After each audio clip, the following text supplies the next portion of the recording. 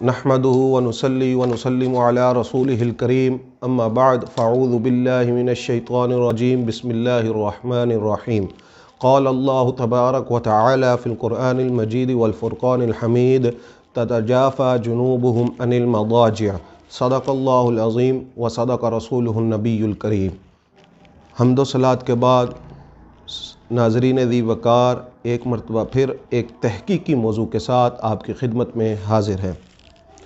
جیسا کہ آپ تمام احباب کو علم ہوگا کہ چند روز پہلے ایک عظیم ہستی کا عرس منایا گیا، سیدنا شیخ عبدالقادر جیلانی رحمہ اللہ تعالی کا، جسے بڑی 11ویں بھی کہتے ہیں۔ آج آپ کے ساتھ اس موضوع پر جو گفتگو کرنے لگے ہیں وہ صرف ایک تحقیقی گفتگو ہے کہ آپ نے ساری زندگی کیا کیا اور آج ان کے مریدین کیا کر رہے ہیں۔ حضرات گرامی، یہ دنیا بڑی مختلف مزاج ہے۔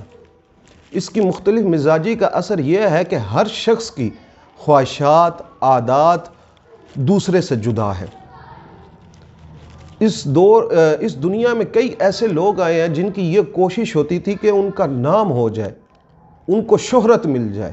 اس حصول کے لیے بڑی انہوں نے جد و جہد کی، مینار اور محلات قائم کیے، حتیٰ کہ سکے اور القابات کی ڈھلائی تک سب کچھ کیا، لیکن اس کے باوجود کئی ایسی ہستیاں بھی اس دور میں گزری ہیں، کئی ایسی ہستیاں بھی گزری ہیں تخت و تاج سے دور، حکومت سے دور، لیکن پھر بھی لوگوں کے دلوں پر ان کی حکومت قائم ہے۔ انہی ہستیوں میں ایک نام سیدنا غوث اعظم رضی اللہ تعالی عنہ کا ہے۔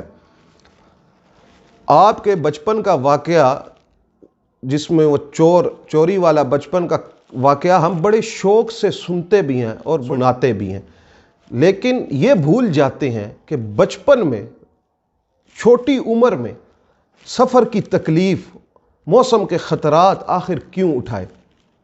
صرف عبدالقادر کو علم دین حاصل کرنا تھا، اور جب آپ علم دین سے فارغ ہو گئے تو آپ کا معمول تھا کہ آپ صبح فجر سے لے کے ظہر تک 13 اسباق پڑھاتے، ظہر تا عصر قرآن مجید و تجوید پڑھاتے اور بعد میں واعظ فرماتے۔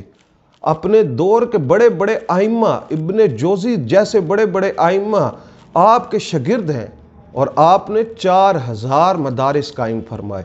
اندازہ لگائیں اس دور میں سب وسائل ہونے کے باوجود ایک مدرسہ چلانا کتنا مشکل ہے، لیکن آپ نے دین کے ساتھ ایسی وفا کی کہ آپ نے اس دور میں 4000 مدارس بنائے، اور 4000 مدارس بنا کر ان میں اللہ تبارک و تعالیٰ کے دین کو عام کیا۔ اندازہ لگائیں کہ ایک مدرسہ اس دور میں چلانا کتنا مشکل ہے، سارے وسائل بھی ہیں، ہر چیز ہے، لیکن اس دور کا ذرا اپنے ذہن کے اندر پس منظر لائیں کہ وہ دور کس طرح کا دور تھا، کس طرح اس دور میں یہ مشکلات سے انہوں نے یہ دین کی خدمت کی اور 4000 مدارس بنائے۔ صلاح الدین ایوبی رحمہ اللہ تعالی جب بیت المقدس فتح کرنے کے لیے گئے تو بیت المقدس فتح کرنے کے لیے جو فوج تھی، جو فوجی تھے، وہ 90% آپ کے طلباء پر مشتمل تھی۔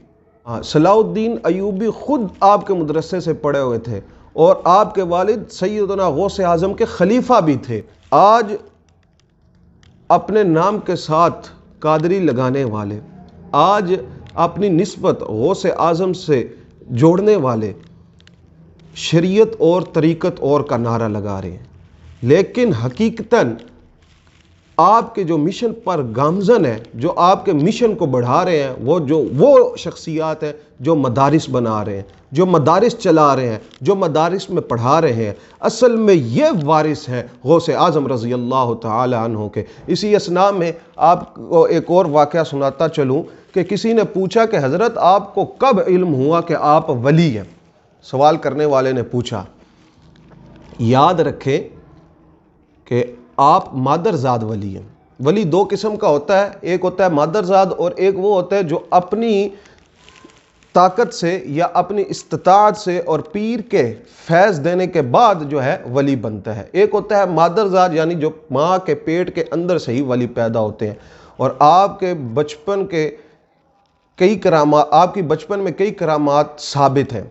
لیکن سوال کرنے والے نے کہا کہ حضرت آپ کو کب علم ہوا کہ آپ ولی ہیں، آپ ولایت کے اس مقام پر ہیں؟ تو آپ فرماتے ہیں کہ میں بہت چھوٹا تھا، بچہ تھا جب، تو ابتداً میرے گھر والوں نے مجھے مدرسہ اور مکتب پڑھنے کے لیے بھیجا، تو جب میں جاتا تھا تو عالم غیب سے آواز آتی تھی، افسحوا لولی اللہ، اللہ کا ولی آ رہا ہے، اس کے لیے جگہ کشادہ کر دو۔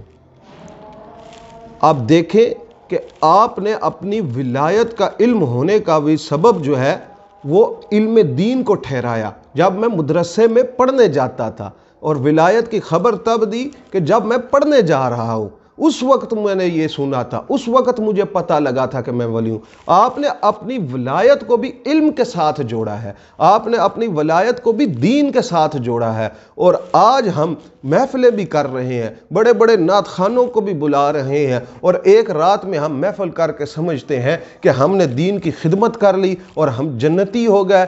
یہ ایسا کچھ بھی نہیں ہے۔ اگر ایسا ہوتا تو ان کو کیا ضرورت تھی 4000 مدرسے بنانے کی؟ ان کو کیا ضرورت تھی صبح سے لے کر شام تک پڑھانے کی؟ ان کو کیا ضرورت تھی بچپن میں اتنی تکلیف اٹھانے کے لیے؟ انہوں نے دین کی خدمت کی اور خدمت کر کے بتایا کہ دین کی خدمت اس طرح کی جاتی ہے۔ اور آج حقیقتاً مدارس چلانے والے، مدارس میں پڑھانے والے، مدارس میں پڑھنے والے غوث اعظم رضی اللہ تعالی عنہ کے پیروکار ہیں۔ اللہ تبارک و تعالی سے دعا ہے کہ اللہ تبارک و تعالی ہمیں غوث اعظم رضی اللہ تعالی عنہ کے مشن پر قائم اور دائم فرمائے اور آپ کی طرح استقامت عطا فرمائے۔ وآخر دعوانا ان الحمد للہ رب العالمین۔